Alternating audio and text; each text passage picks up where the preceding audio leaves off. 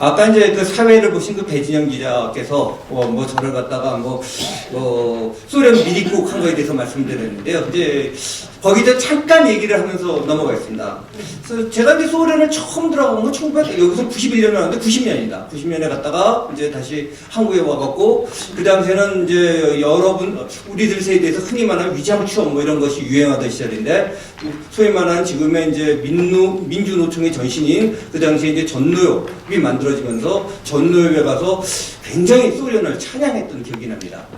그리고 이제 91년에 들어갔는데, 이제 아까 말씀드린 거는 미리국 그러면 이제 그 나라 몰래 들어갔어야 되는데, 저는 이제 소련 당국으로부터 정식 비자도 받고 들어가기 때문에 미리국이 아니다. 약간 반농담 같은 얘기를 했는데요. 아마 이런 이제 이력을 굳이 밝힌 내용은 바로 이 대목 때문일 것 같습니다. 이제 토론문에도 써놨지만, 저는 이 당시만 해도 어떤 믿음을 갖고 있었냐면은, 대한민국은 태어나지 않았어야 될 국가이고, 정의가 패배하고 기회주의가 득세한 나라 역사다. 이걸 굳게 믿었습니다. 뭐 이런 말 하죠. 뭐 흔히 말해서 이제 칼 막스가 종교는 뭐 인민의 아편이다라고 하는지 모르겠지만요. 그야말로 잘못된 이념이 또 한 가지 이 헛똑똑이들의 마약인 것이죠. 이런 말들도 질문을 많이 받아요. 언제 그러면 이제 전향했느냐. 근데 사실은 소련에 가서 처음에 그 실상을 본다고 해갖고 전향이 안 됩니다. 왜 그러냐면은 사람의 어떤 사물에 바라보는 틀이 있기 때문에 암만 세상이 푸르더라도 빨간 색안경을 끼고 세상을 바라보면 빨갛게 보입니다. 물론 이제 그것은 시간에 의해서 무너져 갑니다. 현실과 자신의 생각과의 그 굉장히 부조화를 느끼면서 고통을 맛봐야 되고 그건 굉장히 장기간이었는데요. 제가 이제 생각을 바꾸게 된 거는 첫 번째는 이제 소련 사회에 가서 이제 느낀 겁니다. 이 얘기만 하더라도 긴데 이거는 생략하겠고요. 두 번째 이제 그 경험을 통해서 이제 해외를 돌아다닌 겁니다.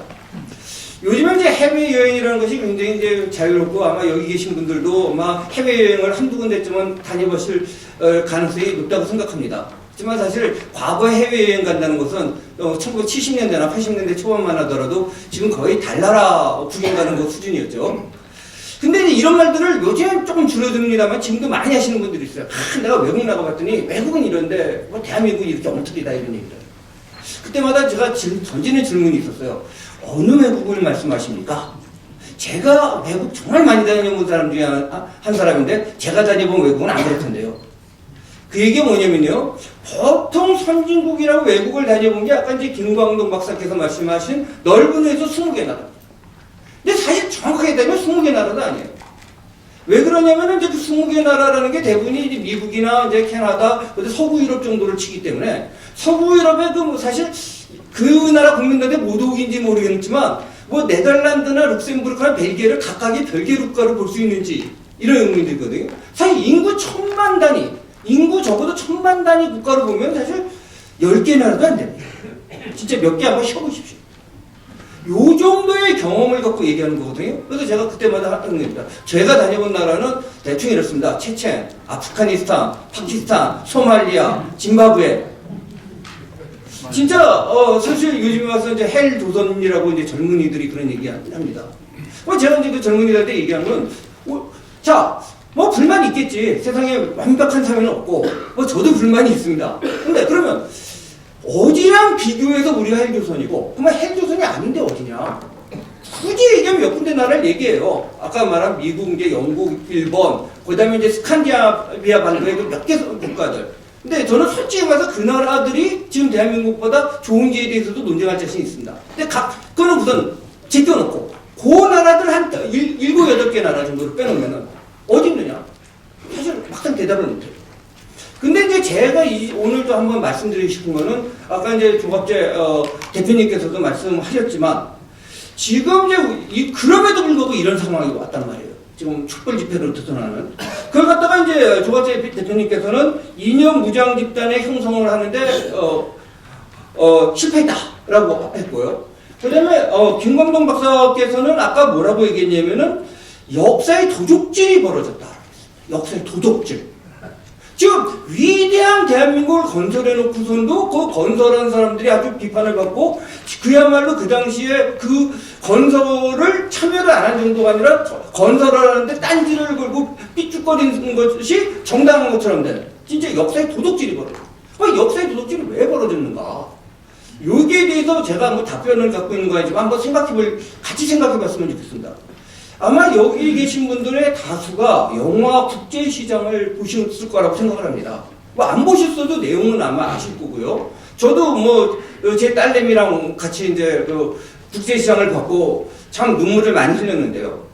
그 국제시장에서 이제 첫 번째 느끼는 건 진짜 그 시대가 정말 어려운 세대가 진짜 대한민국을 물에서 유를 창조했다. 진짜 기적을 만들었다는 거 하나 보입니다. 여기까지는 많은 분들이 얘기해요. 근데 제가 주목한 대목이 하나 있습니다. 아마 그런 이미 주목하신 분도 있으시겠지만 거의 맨 마지막 장면입니다. 맨 마지막 장면의 주인공이 이게 손자들 자식들 그다음에 손자들이 있는 데서 이렇게 파티를 하는데 그 주인공이 진짜 얼마나 고생했는데 그 아들 세대는 그 손주 손자 세대는 몰라 아들 세대가 이해를 못합니다. 벌써 이념이라든 인식의 갭이 느껴집니다. 그러면서 그 주인공이 혼자 골방에 가갖고 이렇게 한번 하늘을 쳐다보면서 돌아가시는 아버지 얘기를 하면서 아버지 나 잘 살았지 잘했지 그래서 아버지랑 약속한 거 다 지켰지 라고 얘기합니다. 굉장히 눈물 나오는 얘기인데요. 여기서 제가 자꾸 이 삐딱이 눈이 있어서 그런데요. 어렸을 때 삐딱이 눈으로 보면은요 이분은 굉장히 위대한 삶을 살았고 객관적으로 승리했지만 주관적으로 자신의 정당성을 갖다가 자녀들한테 교육을 못 시킨 겁니다. 그 대목에서 그 위대한 역사님은 국제시장의 주인공조차도 자기 와이프 정도의 동의를 받아내지 아들 세대, 심지어는 손자, 손주 세대는 그 축복된 걸 물려받으면서 할아버지가 고마운지 모릅니다. 지금 대한민국의 현실은 여기에 문제가 있다고. 즉, 객관적인 역사적인 승리를 했음에도 불구하고 요번 그 대한민국 교과서 파동 여기들도 뭐 논란이 많습니다만은 어쨌든 역사 해석의 문제인데 역사 해석의 헤게모니가 지금 전교조를 비롯해서 지금 학교 보시면 알겠지만 적어도 나이 40대 밑으로 보면은 대한민국 부정파한테 장악되어 있는 거예요. 뭐 이런 이상한 현상이 왜 일어나는가? 뭐 여기에 대해서는 제가 정답은 없습니다만은 이런 생각을 해봤습니다. 제가 이제 어렸을 때도요, 어렸을 때 70년대, 제 얼굴 보시면 알겠지만 제가 그냥 가난한 집 아들 출신은 아닙니다. 뭐 그렇게 큰 재벌 아들은 아니지만 뭐 학비 걱정 없이 자랐습니다. 그럼에도 불구하고 참 저희 집에 뭐 다 그러시겠지만 초등학교 때 뭐 텔레비 없었고 텔레비 초등학교 고학년 돼서 생겼을 때 삐리 기뻐하는 뭐 그건데요. 근데 그때 보면은 참 아버지 얼굴을 보기 힘들었던 것 같아요. 이미 일어나면 아버님 나가 계시고 잔 그 다음에 아버님은 돌아오시고 아버님과의 대화, 이미 아버님이 돌아가셨는데 대화가 단절됐었어요. 그리고 굉장히 고학년 시대가 되면서 아까 김광동 박사님께서 말씀하셨지만 1984년부터 이제 쌀수 비량이 줄어드는데 제가 바로 83년도에 대학을 입학합니다. 그 대학을 입학했을 때 그 동료들을 보면은 묘한 현상이 있는데 약간의 예외가 있습니다만은 겉에 종이상으로 나타나는 학력은 자기 아버지 세대보다 다 높습니다. 그 당시만 하더라도 저희 아버님 세대에서 대졸자라고 하는 거는 굉장히 힘든 거인데 저희 때부터 소위 말하는 대학교가 입학이 굉장히 보편화되기 시작합니다. 그러면서 굉장히 어떤 현상이 있냐면 전통적인 가치하고는 상실되고 아버지 세대와의 대화가 단절되면서 뭔가 여기에 저항하는 분위기가 됩니다. 그러면서 소위 말하는 이제 386 요즘은 이제 586 바로 이제 세대가 돼가고 지금 벌써 제가 이제 50대 이제 중반으로 가면서 그래도 신문사에 지금 논설위원 어떻게 보면 이제 이 자리에서는 제가 보니까 평균보다 밑에 연령 같은데 제가 저희 신문사에 가면은 굉장히 고참 대우를 받습니다. 바로 이제 이런 문제를 한번 말씀드릴 수 있는 것 같고 그랬을 때 이 문제를 어떻게 극복하고 해결할 건가라는 문제가 같고요. 그 다음에 이제 이 토론을 한다고 그래갖고 이제 김광동 박사님의 글을 읽으면서 많이 생각한 게 그래도 박정희 대통령에 대한 평가는 이런 게 많은 것 같아요. 뭐 저희 세대를 보면 그래도 뭐 경제는 좀 잘했다. 독재였다. 근데 이것이 얼마나 허구적인 건가. 그리고 대한민국이 마치 독재 사회였다가 1987년에 민주화가 된 것처럼 얘기하는 거 아니다라는 것은 뭐 제가 굳이 사족을 붙이지 않더라도 김광동 박사의 글에서 잘 나타난 것 같습니다. 다만 1948년 체제에서 이미 우리는 자유민주주의적 체제를 만들었지만 그 당시에 완성이 됐는가, 성숙됐는가에 대해서는 좀 이제 제가 약간 오개티를 잡는 식으로 이 글 이제 22페이지에서 좀 지적은 했습니다.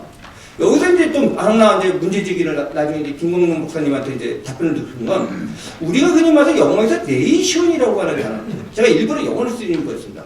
흔히 이걸 갖다 우리한테 민족이라는 말로 표현하는데요. 이 말이 민족으로 표현되면서 영어에서 종족을 뜻하는 에스닉과 좀 구별이 안 됩니다. 근데 제가 물론 아까 이제 서구적 민주주의를 갖고 한국을 재는데 문제점이 많습니다만은 원래 네이션이라는 서구적인 개념을 할 때 이것은 정치적 공동체를 얘기합니다. 근대적 시민을 바탕으로 한 정치적 공동체입니다. 근데 과연 이 당시에 과거에 그런 근대적 의미의 시민이 있는가? 이건 제가 이제 뭐 알고 얘기하는 건 문제적인데요. 거꾸로 지금 태극기 집회 모습 속에서 저는 근대적 대한민국에서 시민이 형성되고 있는 것이 아닌가 이런 생각도 해봤습니다. 그리고 이제 마지막으로 제가 하나 말씀드리고 싶은 건요. 페이지 23페이지의 세 번째라고 얘기한 건데 현재 나타난 한국 민주주의 오도화 실패는 1987년 체제를 만든 세력들이 뭐 이렇게 나오는데요. 우리가 이제 1987년 문제를 또 한번 되돌아볼 필요가 있다고 봅니다. 물론 이제 제가 뭐 87년에 어떤 민주화를 성숙화시키는 또한 그러한 긍정적인 모습을 갖다가 전면 부정하고 싶다는 의도는 없습니다. 자, 결과적으로 그 당시에 어떤 넥타이 그대로 상징되는 근대적 시민들이 창출되고 그들이 나와서 민주주의를 보다 성숙화시켰습니다. 그런데 그 당시에 민주화 세력이라고 했던 그 민주화 세력의 주체들의 정체는 뭘까? 과연 정말 요즘에 얘기하는 것처럼 그들이 독재에 저항하는 자유민주주의 체제를 지향한 거인가? 저는 당연히 아니라고 생각합니다. 그 당시에 길거리에서 소위 말하는 6월 민주화 항쟁 속에서 나온 많은 시민들은 그걸 바라고 나왔는지 모르지만 그것을 주도했던 학생운동 그룹이라든지 재화그룹의 핵심은 적어도 사회주의 혁명을 꿈꿨습니다. 저는 뭐 제 동기들하고 만날 때 얘기합니다. 너는 우리가 언제 민주화 혁명하자고 민주화 세력이냐? 우리의 목표는 그 당시에 분명히 얘기하지만 우리 솔직히 얘기하면 사회주의 혁명하자는 거 아니냐? 뭐 복잡한 얘기 빼놓으면은 NL파라고 하는 것은 북한식으로 만들자는 거고 PD파라고 하는 것은 과거 소련식으로 만들자는 거 아니었느냐? 뭐 그런데 와서 지금 이상한 소리 하지 말자 이런 얘기를 하면은 적어도 재밌는 사실이 있습니다. 그 당시 운동을 핵심들은 이 얘기하면은 부정을 못합니다. 다만 이제 또 하나는 그 당시에 이제 운동권의 핵심에 못 들어가고서 도서관에서 고시 공부를 해서 나중에 판사됐던 친구들. 이 친구들은 또 묘하게 굉장히 그 운동권, 그 사회주의 세력들에 대해서 뭐랄까, 컴플렉스를 느끼고 있어요. 근데 이들의 컴플렉스 세력이 또 지금 한국의 주도 세력이 돼 있다. 뭐, 이 정도를 제가 한번 뭐 질문인지 문제적인지 하는 수준에서 한번 맞춰보려고 합니다. 네, 감사합니다.